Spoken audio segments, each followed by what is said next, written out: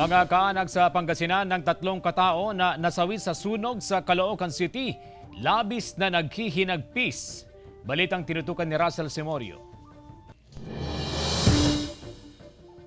Hindi matanggap ng 25 anyo sa si Jennifer mula sa barangay Lumbang, Calasiao, Pangasinan ang bangungot na sinapit ng kanyang tatlong kaanak na namatay matapos matrap sa nasusunog na bahay sa Caloocan City. Kabilang sa mga nasawi ang kanyang lolo at lola na siyang nagpalaki sa kanya at 3 taong gulang niyang pinsan. Masakit sir.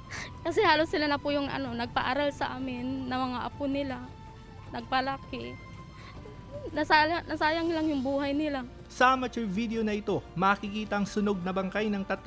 Hindi na raw nagawang mailigtas pa ang mga biktima dahil sa bilis ng pagkalat ng apoy. Hiling ng pamilya ng mga biktima ang masusing investigasyon sa sunog. Justice.